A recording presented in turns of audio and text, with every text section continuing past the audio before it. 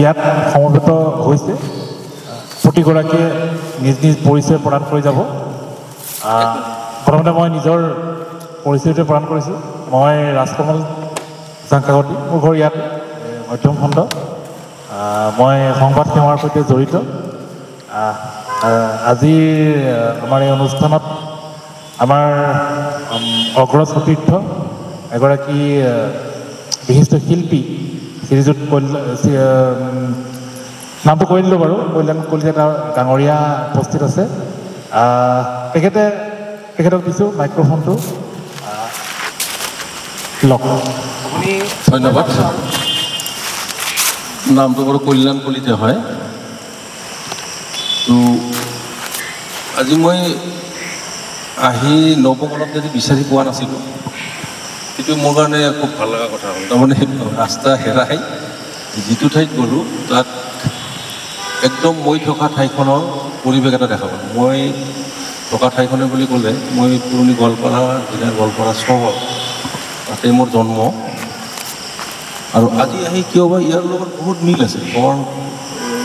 location তাতেও এনেকৈ নদীৰ লগতে আমাৰ চহৰখন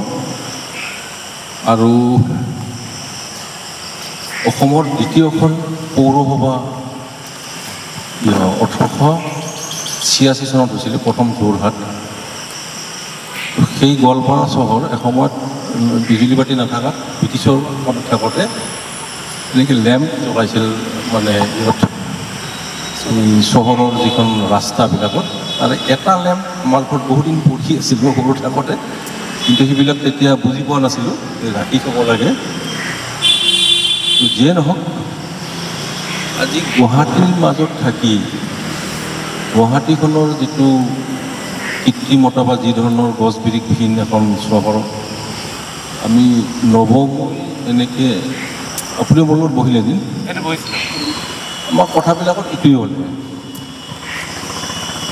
এতিয়া মই অলপমান কম গোৱালপাৰা চহৰত যেতিয়া মই আছিলোঁ মই 11 চনৰ পৰা গুৱাহাটীত আহিলোঁ তাত আমি আজি যেনেকৈ মই ইয়াতে লগ পালোঁ আজি এইখিনিতে মানে এই পলম হ'ল মই তাত মোৰ মনৰ মিল থকা প্ৰায় 8-10জনমান মানুহক লৈ এনেকৈ আমি নদীৰ পাৰত ক'ৰবাৰ পাহাৰৰ দাঁতিত বা এনেকৈ আওহতীয়া ঠাইত পঢ়ি আমি ঠিক এই পৰিৱেশতে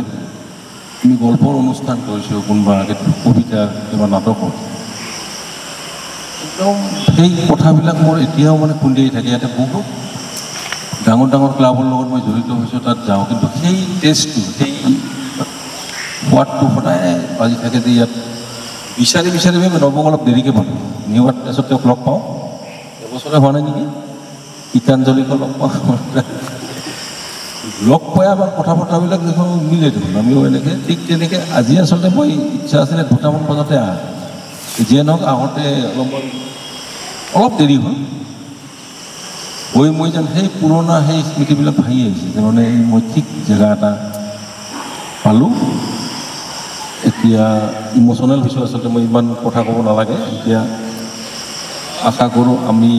এনেকৈ আকৌ পৰৱৰ্তী সময়তে আমি বহি কথা পাতিম গান গাব আমাৰ গীতাঞ্জলি আবৃত্তি কৰিব গতিকে মোৰ চিনাকিটো এনেকৈ মই মানে এনেকৈ প্ৰকৃতি ভাল পোৱা এজন মানুহ আচলতে শিল্পীৰ শাৰী ভাৱ নাই নাজানো আৰু অলপ সংবাদ সেৱাৰ লগত জড়িত হৈ আছোঁ অলপ সাংস্কৃতিক দিশত অলপমান আছোঁ বাকী কথা পিছত পাতিম নৱক আগবঢ়াই দিলোঁ শেষ হ'লেই সকলো ভাল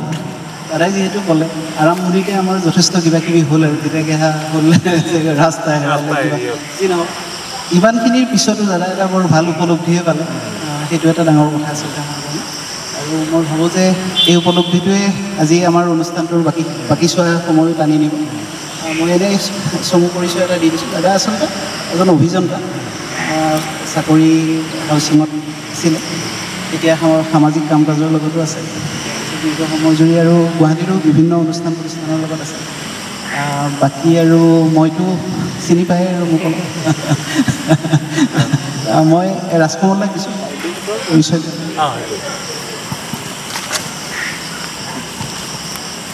বাইদেউক পোনপটীয়াকৈ দিয়ে দিম আৰু বাইদেউহঁতে ধুনীয়াকৈ নিজৰ পৰিচয়টো দিব মাইক্ৰফোনটো কৈ যাব কৈ যাব মাইক্ৰফোনটো পাছ কৰি দিব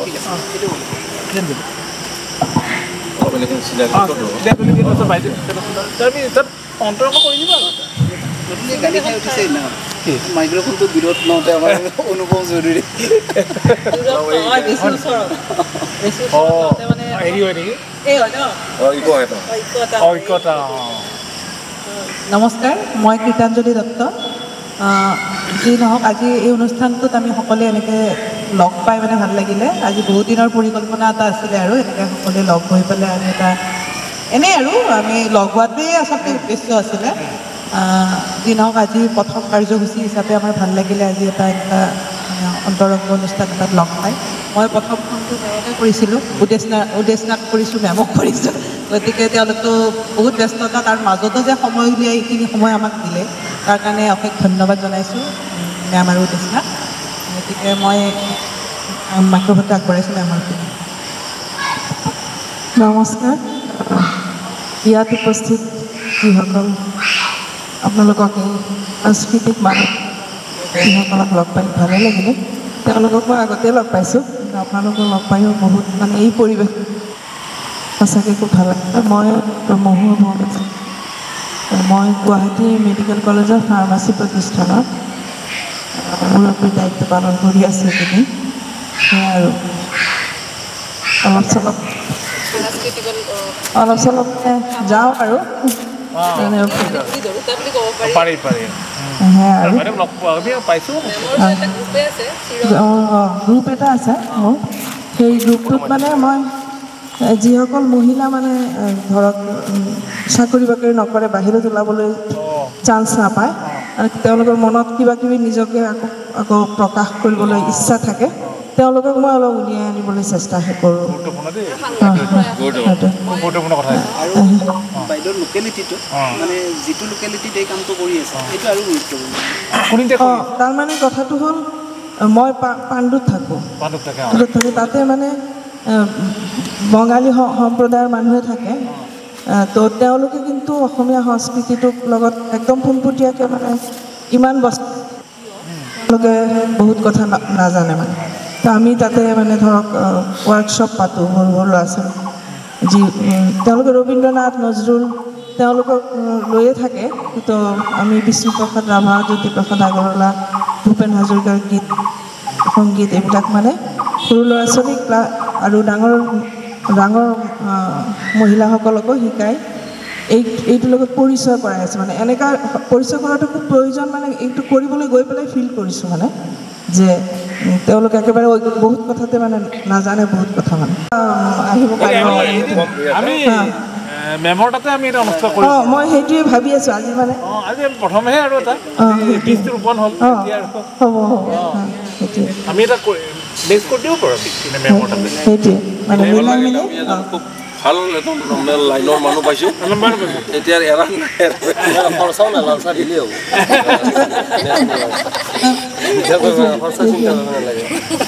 একদম মানে মনে মিলা মানুহে এইবিলাকে কয় আৰু আজি এই পৰিৱেশটো মোৰ ভাগ্যৱান যে আচলতে নিজকে লাগছে আপুনি মানে ধৰক এই গোৱালপাৰাৰ পৰিৱেশটো একদম মানে নষ্টালজিক হৈ পৰিছে সঁচা একদম আৰু লাগি থাকোঁতো সদায়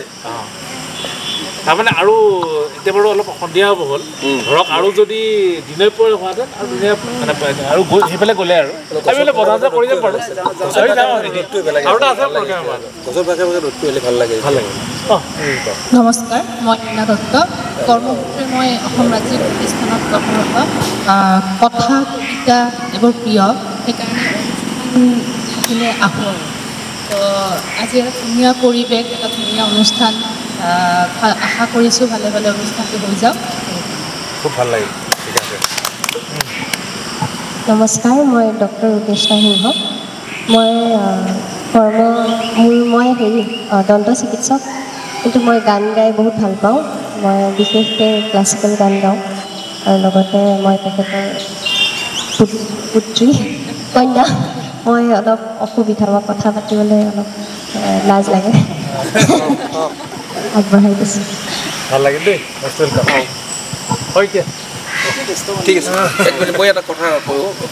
মানে এওঁলোকৰ কথাটোৰ কাৰণে মই এটা খুব কথা এটা মনত পৰিছে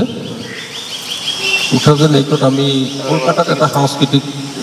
গ্ৰুপ এটা গৈছিলোঁ আমি বিষ্ণু ৰাভা জন্ম শতবৰ্ষ পালোঁ জয়ন্তী শতবৰ্ষ প্ৰগ্ৰেম হৈছিলে মই মোৰ লগত আছিলে জেপি দাস কীৰ্তিকমল ভূঞা তো জেপি দাস আৰু মই ৰাতিপুৱা টালিগঞ্জত গৈ ডলি ঘোষৰ ঘৰত গ'লোঁ তেওঁ মানে পিছদিনা পাৰফৰ্ম কৰিব ৰিহাৰ্চেলত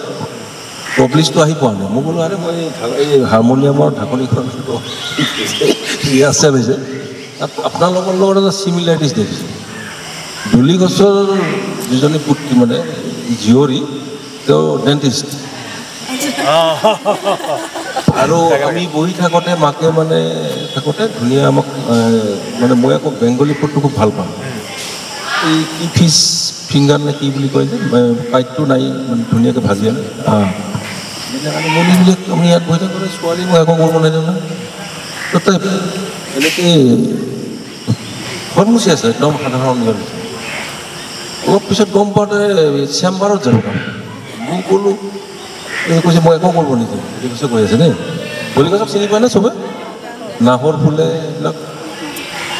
তো তেওঁলোকেও অসমীয়াৰ কাৰণে কেনেকুৱা আৰু তিনিচুকীয়া এতিয়া কালিজনটো কিন্তু মনটো কিন্তু ইয়াতে আছে আৰু কিমান গান গাইছে তো কথাবিলাক হৈছে কি আমি অলপ আগতে মই গাড়ী চলাই ইয়াতে শইকীয়া আৰু এই গগৈৰ লগত পাণ্ডুখন মই খুব ভাল পাওঁ কাৰণ কিছুমান আছে ক'লোঁ এখনটো হ'ল মা মনসা হোটেল তাতে যিটো তাতে সন্মুখতে বহা যায় আমিতি দোকানকেইখন মই ইফালে গ'লে তাত আমিতি কিনিমেই খাম তাতে সেই টেষ্টটো মই তো কৈছোঁ এই গোৱালপাৰাৰ লগত মই মিল পাওঁ কিছুমান আৰু আমাৰ গোৱালপাৰীয়াৰ লগত গোৱালপাৰীয়া যিটো ফুড খানাটো অলপ অলপ বঙালীৰ লগত মিল আছে তাৰমানে সেইটো কাৰণে হ'ব পাৰে আমাৰ যিটো কালচাৰ মানে গোৱালপাৰীয়া যিটো অৰিজিনেল তাৰমানে এই প্ৰতিমা পাণ্ডেৰ ঠাইৰ যিটো গোৱালপাৰীয়া আৰু যিটো তাৰেও সেই বিলাচীপাৰা ধুবুৰীৰ যিখিনি মহিলা তেওঁলোকে কিন্তু পূজা ঘৰত ৰঙা শাৰী পিন্ধিহে সোমায় তাত আৰু এই আমি অলপ আগতে পাইছোঁ মছলাবিলাক পূৰা বটি ল'ব খানাবিলাক টেষ্টবিলাক অলপ মছলা চছলাটো ৰুটিৰ লগত মিল আছে আৰু মোৰ পেহী ঘৰ আছিলে বিলাচীপাৰাত মই যাওঁ আজি আহি এইটো সম্পৰ্কত এই কথাটো মোৰ মানে মনত পৰি জনালোঁ ভাল লাগে আৰম্ভ কৰি ঠিক আছে মানে মাজে মাজে ধৰক কথা পাতিম বাৰু আমি এতিয়া গান এটা ফোনটো আহিছিল কাৰণে হেল্ল' নমস্কাৰ দিলোঁ সকলোকে এই সন্ধিয়া সময় আচলতে মোৰ নাম বুলি ক'লে আচলতে নাম কি নামেৰে মাতি নামেৰে পৰিচয় দিম মই নিজকে অলপ কনফিউজ আচলতে নাম কেইবাটাও জেগা ভেদে কেইবাটাও হৈ গৈছে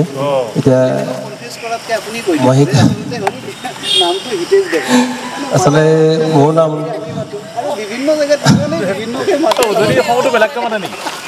তেনেকুৱাই মানে জেগা ভেদেলৈ নাম আচলতে মোৰ নিজকে নাম পাহৰি যোৱাৰ নিচিনা হৈ গৈছে সেইকাৰণে কথাটো কৈ দিলোঁ আচলতে নামটো খুব জনপ্ৰিয়তা আছে নামটোত হিতেশ ডেকা বুলি লিখা নাম এইটো গণকে দিয়া নাম আৰু ৰাইজে দিয়া নামটো হ'ল শইকীয়া ওৰফে হিতেশ ডেকা ওৰফে শইকীয়া বুলি মই লগাই দিলোঁ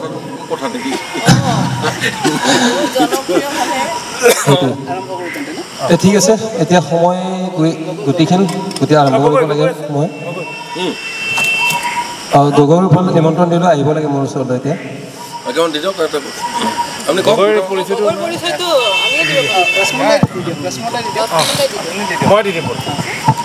আমাৰ সৈতে উপস্থিত আছে অশ্বিনী কুমাৰ গগৈ অশ্বিনী কুমাৰ গগৈৰ এটা বিশেষ পৰিচয় আছে তেওঁ অসমৰ যি ডিজিটেল সংবাদ মাধ্যমৰ যিটো আৰম্ভণি স্তৰৰ এগৰাকী অন্যতম ব্যক্তি ধ্ৰুৱজ্যোতি ধনন্তৰী আছিল পেকেজ ভইচ দিব পাৰে এডিটিং কৰিব পাৰে ফটোগ্ৰাফি কৰিব পাৰে ভিডিঅ' এডিটিং কৰিব পাৰে মানে ওভাৰঅল স্ক্ৰিপ্ট ৰাইট কৰিব পাৰে অলৰাউণ্ডাৰ মানুহ মানে ডিজিটেল মিডিয়াৰ ক্ষেত্ৰত আৰু দেই তাতকৈ ডাঙৰ কথা এতিয়া তাৰ আকৌ সি ৰেডিঅ'ত কাম কৰি আছে বৰ্তমান আকাশবাণী গুৱাহাটীত কৰ্মৰত আৰু ঘৰ শিৱসাগৰত মৰাণত নহয় জানো মৰাণত আৰু আমাৰ সৈতে বহু বছৰৰ পৰা সংযুক্ত আমাৰ আগৰ পুৰণি প্ৰজেক্টসমূহত আমি বহুকেইটা প্ৰজেক্ট কৰিছোঁ আমি একেলগে ইয়াৰ আৱিষ্কাৰটো আচলতে মই কৰিছোঁ সেইটো খুব গুৰুত্বপূৰ্ণ যে নৱজ্যোতি কলিতা খুব নলেজ থকা এজন মানুহ দেই মানে কথা বতৰাবিলাক বহুত নলেজ আছে আমি মানে একোৱেই নাজানো সেই হিচাপত এই চাকৰি বিচাৰি যিদিনাখন আহিছিল প্ৰথম মই মানে আৱিষ্কাৰটো মই কৰিলোঁ মানে যিয়ে নহওক আমাৰ লগততো এতিয়া এৰিব নোৱাৰে আৰু মানে তাকেতো যিখিনি মানে কাৰিকৰী জ্ঞান আছে ডিজিটেল ক্ষেত্ৰত গুৰুত্বপূৰ্ণ আমি সৌভাগ্যৱান এতিয়া আমি প্ৰথমতে এটা গীতেৰে আৰম্ভ কৰোঁ